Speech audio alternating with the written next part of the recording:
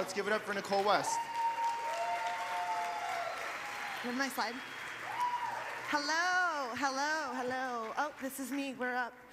So I spoke at a Blunt Talks this February, actually, and that actually ended up being something that spurred my opportunity to work here and be a part of Blunt Talks, big picture. I allowed myself to be vulnerable. I put myself out there, and this is something that I highly implore each and every one of you guys to do as we are growing and learning and exploring in our lives, is accept vulnerability and accept that we're going to be in uncomfortable situations quite often, right? We have to continuously overcome, especially in an industry where we are literally at a place where we have what I call stigma cannabis. We're evolving, but we have to continuously evolve and help the industry come with us. So I spoke about what I call the cannabis survivability level at my last speech. And I kind of created it like, have you guys seen that show Naked and Afraid, where they rate you on how good you're going to be able to survive naked in the wilderness? I kind of feel like cannabis is similar to that in our lives when we jump in. We're like naked and afraid and we like figure it out. So I rated it on 6 things, right? We have our team, we have the why, we have our flexibility, we have education, we have comfortability, and we have time management. I'm not going to have time to go over all these things again. If you guys get a chance, check out our YouTube channel. They do have that on there. But I went ahead and scored myself. I decided that I get an 18 out of 20 on team, and that's just because in my life, I take over a little too much. I'm getting much better at delegation. However, for a very long time in my life, it was just me. And I feel like a lot of us as entrepreneurs understand and feel that feeling. Every day I'm getting a little bit better. I would say about 4 years ago, I was probably a 12 on my team. As I've gone and grown and expanded all of these new businesses, I've realized something very important about that. That is one of our most important pieces. The next thing is the why. My why, crystal clear. Cancer survivor. My grandfather used cannabis on his way out of life for a pleasant ending. I've been able to work with autism. I've been able to work with cancer patients. And I've been able to work with a lot of people and see how cannabis truly changes lives. The why, crystal clear. You can't shake me of my why. And I highly implore each and every one of you to have the same feeling about your why. Don't be shooken from it, right? If your morals and, who is it? Stephen Colbert said, if your morals and your standards are only when things are easy, they're hobbies. They're not morals and standards. Flexibility, you have to be able to be flexible. And I give myself a 16, I need to be a little bit hard on that. I have what's called OCD. I'm not like a light switch clicker or anything, but I'm pretty close. Education, 18 out of 20, we can always get better, and I'm continuously encouraging my team, and this is something that I really, really suggest that every single one of us take time to invest in our team. We'll go over that a little bit more. Comfortability. 10 out of 10. I have 0 comfortability. That's a little confusing. It says comfortability 10 out of 10, meaning I'm super comfortable. No, no, no. I am not comfortable. And at the end of the day, we are still in a federally illegal business. And if you watch my last talk, you'll also understand. I appreciate it, Sam, for not putting me on blast, but at the end of the Sweet Leaf era and saga, I moved away. I moved home to California, and about 5 months after I quit, they were raided and shut down due to what the state and city consider the spirit of the law being broken. There was actually no technical law, and we got put into a place where we could either A, point fingers and say a bunch of other people did it, which we all thought we were doing the right thing, and at the end of the day, according to almost all of the regulators, we were. Couple people that have a little stick up their butt for weed, and they came after us. And the second option was that we go to federal court. And I don't know if any of you guys get what we call TBH, and if you've watched the Workaholics, you'll understand what TBH is. If not, Google it. I'm not going to say what it is, but when you think about the federal government, you get a little uneasy, right? I got very uneasy. 10 out of 10, 0 comfortability. And time management. One of our biggest issues in this space is I feel like we're constantly picking up these new tasks. My time management is 8 out of 10 because I try to do everyone else's work for them. I'd like to get to a 10 out of 10 on that, but who knows? So, we only have half of, there we go. This is the road less traveled. This is my journey to cannabis. And people always ask me, how did you get here? Well, it started in the grows out in Northern California, and I learned that hard work cannot be faked. Very, very clearly, when you're growing weed, you can tell who's working and who isn't, just simply based on the product that they're able to put out. I also, in 2009, realized this is the beginning of the divide. I went through a licensing process in the city of Long Beach 5.87, and if you guys were watching weed 10 years ago, you will realize that Long Beach was one of the first 5 cities in the state of California that created an ordinance for cannabis specifically. I am the second person with a certificate of occupancy in the state of California that says medical marijuana on it. They shut us down less than 6 months later due to a change in the law. So I learned really quickly the beginning of the divide between my friends that were trying to go legal and my friends that did not give 2 Fs about going legal. I only get 3 F-bombs in this speech, so I want to go ahead and censor that one. Not everyone is getting rich. In 2010, I realized I was starting to work with people. I was doing real estate originally in the cannabis industry, and I had a decent amount of clients. And I realized most people are not making it super rich out of this. Most people are getting by or finding the way, and there definitely is a percentage of people that are raking it in, but not everyone is getting rich. Go down a little bit. I lost everything in 2011. Be aware of your risks. I took a partnership in a business from one of my real estate clients. He offered me 49% in his legal licensed business in the city of Long Beach. I was ecstatic. I was 24 years old. How exciting is that? I am a business owner. Well, a year later, I am also the proud owner of $173,000 worth of debt because we were getting a $1,000 fine every single day to ourselves, a $1,000 fine every single day to our landlord after the ordinance was overturned, as well as having our entire bank account seized. That also fell on me. So business owner for less than a year, hard, rude awakening for cannabis. Speak up even if your voice shakes. In 2012, I moved to Colorado with Weed Maps. We got relocated. Shout out to Weed Maps for the opportunity and for my ability to find weed. That company actually started because they didn't understand how to find cannabis, and so they created a platform so that we could get all of us to that $80 eighth that Ted was talking about. Nobody cares. You're from Cali, bro. I got a shirt that said that when I was living in Colorado, which made me think about something. People actually do care you're from Cali, bro, because they wouldn't have made a shirt if they didn't. Garbage in, garbage out is what I learned in 2014. 2014 was a hard year for me.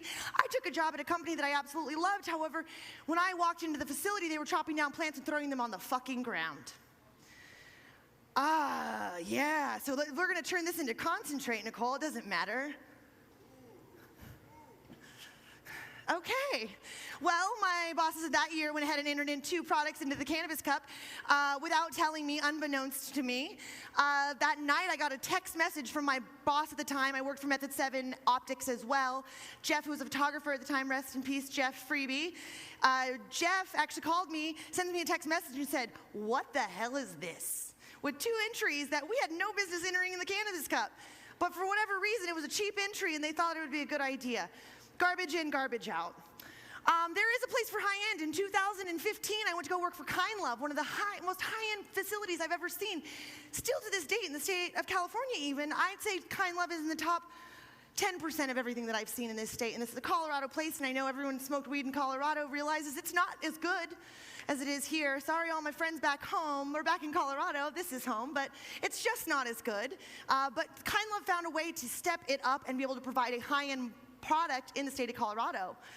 And in 2016, I began a trajectory of opening up stores. I was opening stores. There was one month, 2016, I opened 2 stores in April, the week of 420. One on 417 and one on 419. And I don't know if any of you guys have ever opened a resale store, but opening 2 of them back to back and on 420 week was absolutely insane. And that's when I realized you're only as good as your team. In 2017, I moved home because I was in a place where I realized that I needed to take better care of myself. And about 5 months later, the raids happened in Sweet Leaf, and I realized err on the side of caution. While the law did not say per day, the law said per transaction, I'm going to go ahead and have the reality and a moment in time to say, I'm sorry for every single person who has had any negative effects by the fact that I had 18 bud tenders arrested and put in jail. Some of them were there for up to 72 hours. Now, these weren't my employees anymore. I had left, but those were my babies. That was my team. I had worked really hard to build that. And 2 of the 3 owners that were above me are currently in jail right now in Colorado State Prison. I served my 30-day sentence at the end of 2017. I went ahead and did it before Christmas because I was going to try to hide it from my grandma. Didn't work out. She knew as soon as I got out. That was real fun. Which in 2018 is when I realized the war on drugs is not over, friends. And in 2019, which I'm sitting here right now, and I'm going to go over a few things, and I just want everyone to reflect, what if this is it?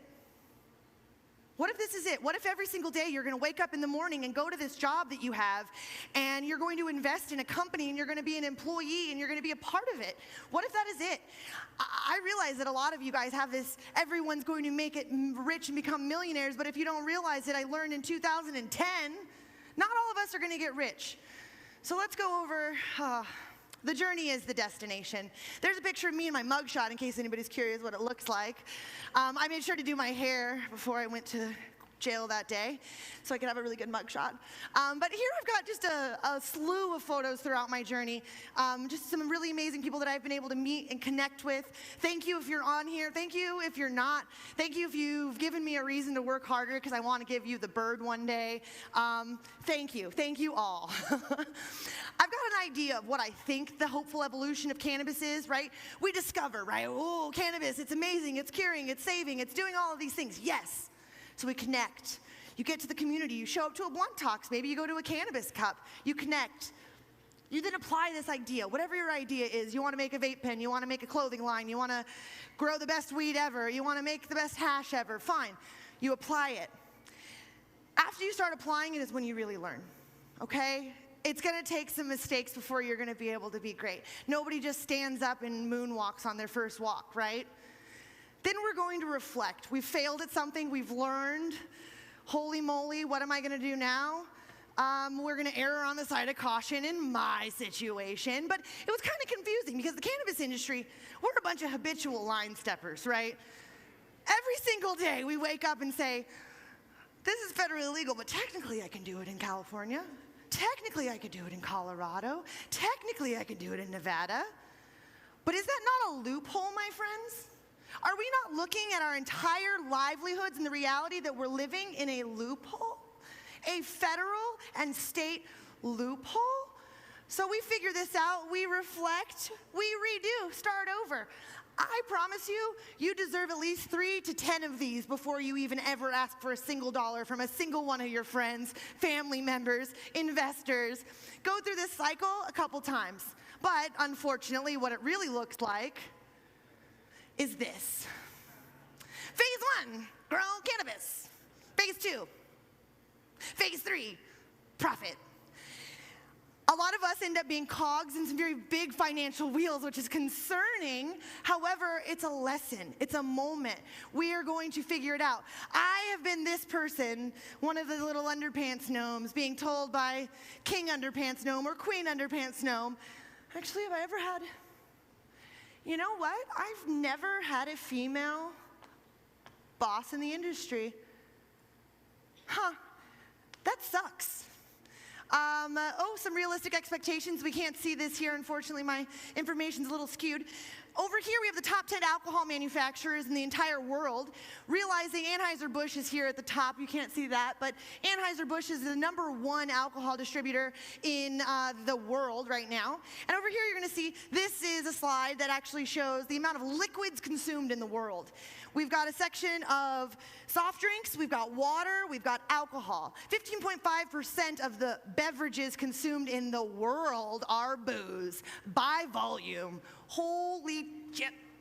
That's, oh. Where are we going? Oh my God, we're going somewhere. Sorry, Waze, we're not going anywhere right now. I'm always on the go. Apparently I had an appointment, that's concerning. But with that said, of the top 10 in the world, one of them belongs in the United States. There used to be 2. Anheuser-Busch used to be a United States company. It's now a Belgian company, and the only thing we have left is Coors. Thank you, Colorado. But of those, we have 1 that comes from the United States. And then we're going to go a little further into the soft drink, which the soft drink world is 22% of the beverages consumed in the entire world. And of the soft drinks in the United States, there's 1,000 different types of soft drink on the shelf, right? We're talking Gatorade, Snapple, soda, the whole nine. Of those 1,000 different varieties of soft drinks, there's 195 vendors of those soft drinks. And of those 195, there's 101 parent companies. And of those 101 parent companies, there are 3 that manage 41% of the entire soft drink market in the United States. So let's have some realistic expectations here. If the entirety of beverage, which I promise you more people drink beverages than smoke weed, exists in 3 companies in the entire United States on the way of soft drink and 1 in the way of alcohol, let's be realistic here, okay? Right now we have a little over 600 manufacturers in the state of California for cannabis.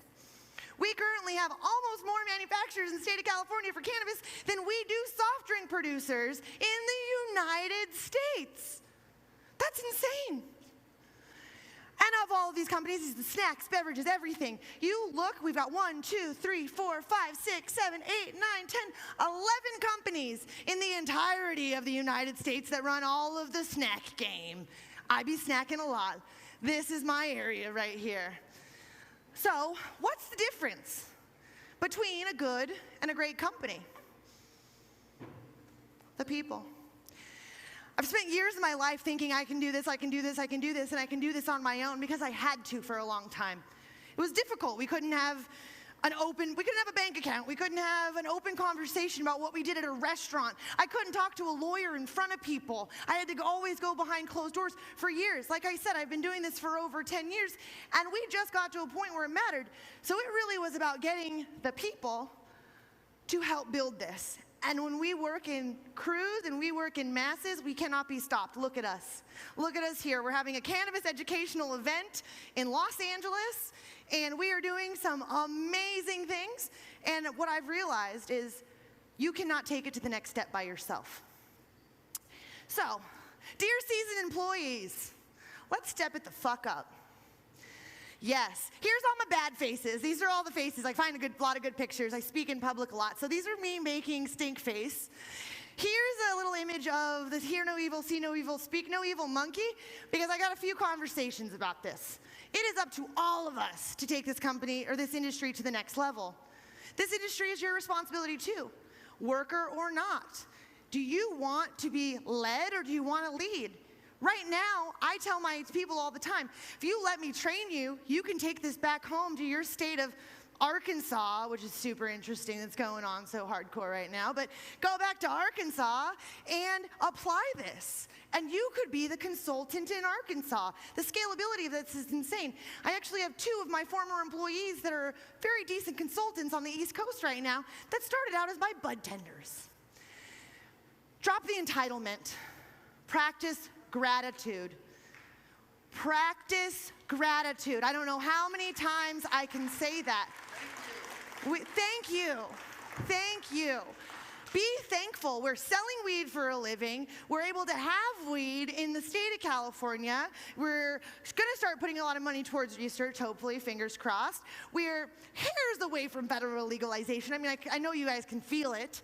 But drop the entitlement.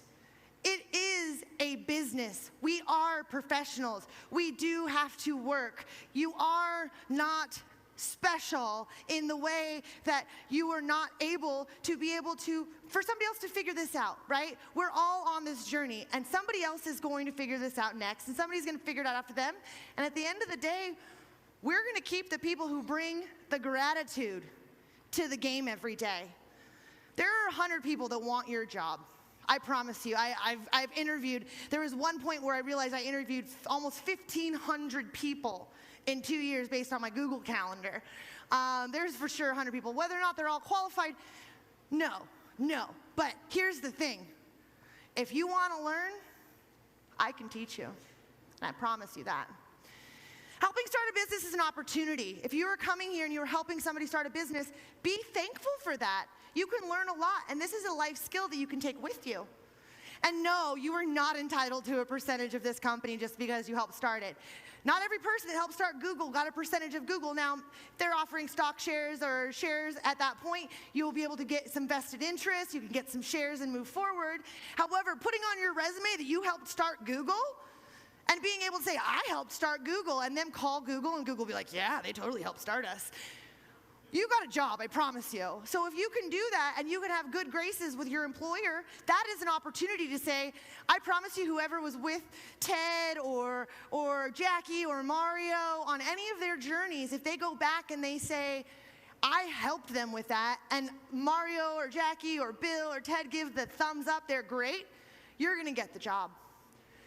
And if you don't ask for it, the answer will always be no. Speak up.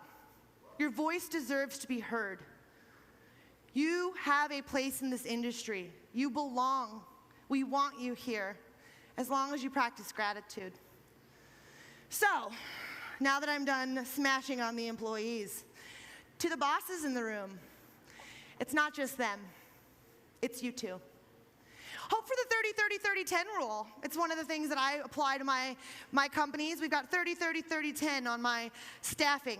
30% of your staff is a complete liability. They're gonna steal, they're gonna break things, they're gonna drop things, they're gonna sleep in, they're gonna not show up to work, they're gonna go to a Fish concert and never come back.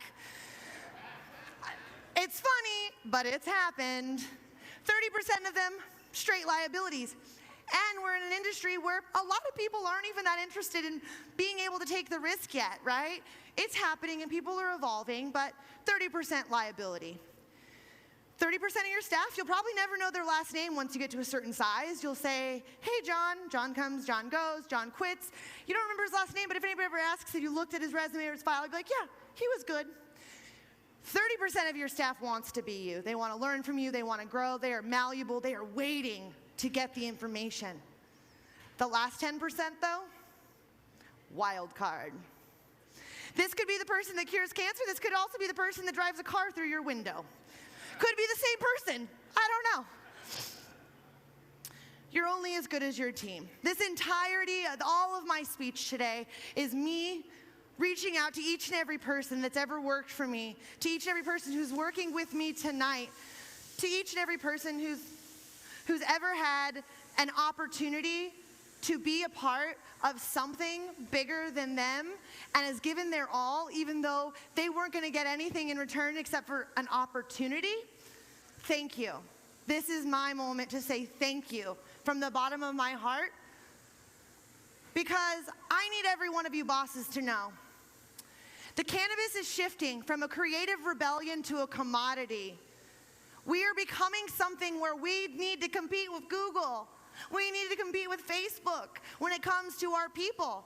I want that Google staff employee. I want that Facebook person. I want that guy from Uber to come work for me. And if we're not creating those opportunities that allows for these people to feel accepted and loved and appreciated, we are not going to be able to get those specific types of people. Are you creating a culture? Are you giving more than you expect? More than you expect is something that's very important. I want to look at every single owner in this audience. If you are not turning a profit and there's a single person that works one more hour than you a week, you're a loser in my mind. You should be giving more than your people. Once you're profitable and you're in the green, you can throw money, like do this, fine. But if you are not giving more than your highest paid employee in your company and you still haven't turned a profit, you don't want it bad enough. Work harder. Do your core values matter? And are these being expressed to your team? Are you somebody who takes medical cannabis seriously? Are you here for the adult use market and you want it to be fun? Are we creating a culture that understands that? And do those core values get expressed to the consumer through your people? Have you created a nepotistic work environment? I'm going to ask each and every one of you, please, for the love of all things cannabis, if you have an employee that works for you, that's your cousin, your brother, your uncle, your best friend, that is not working as hard as the people that you write up when they mess up, you are creating an environment of people who are not going to respect what your team is doing. It's true. It's true. If your brother shows up late every day and your mom's the accountant and the books are always wrong, we got a problem, because the person that you fired because they were late 3 times absolutely, first of all, should express that grievance, because that is unfair. And second of all, you didn't set them up for success. People will and should do what is best for them. If you build a person in your company and they go on to do something better, be happy for them. Encourage your people. The idea is, to be a good leader, you create more leaders. They need to go out and lead. You did a good job. Golf clap when one of your people moves on and finds a better job and a better opportunity. Kudos, good job for you for training somebody who is valuable. And oh my goodness, don't be a dick to people on the way out when they give their 2 weeks. My goodness, I've seen way too many people try to move on and do something good for themselves and be respectful adults, and bosses act like children when they get hurt because they lost their favorite employee. Is there an opportunity for a future, and is there an opportunity for return? If you're not creating a company that is going to, 1, allow for people to move up, and 2, allow for people who move away because they think that the grass is greener and they finally realize that it's not, to feel comfortable to come to you and say, hey, Nichole, I'd really like to have my job back. And me say, you know what? You were one of my best employees. I was sad to lose you. High five, welcome back. That is how we create a culture. We create a company where people feel comfortable in taking care of themselves and taking care of their best interests. And when they realize that you guys were actually crushing it and doing way better than the rest of the industry, which totally happens because they go out and they're like, oh my God, they'll come back to you. So what I really want to end my entire speech with tonight is letting everyone know your shine is really just the reflection of the light that you give to others. If you're not building people, you're not encouraging people, you're not mentoring people, you are failing this industry. Every single one of us that wants to be a leader, you need to put in your hours at work, and every single week I'm asking you, here's the homework. You go home and you put in 5 hours a week towards the industry. That has nothing to do with your bottom line. That has nothing to do with your pocketbook. That has nothing to do with your team. It has to do with making sure that our industry is being led correctly. It has to do with making sure that our legislatures are hearing our voices. It has to do with lobbying. It has to do with federal legalization. Something. Find something to do to make the world a better place than it was when you got here.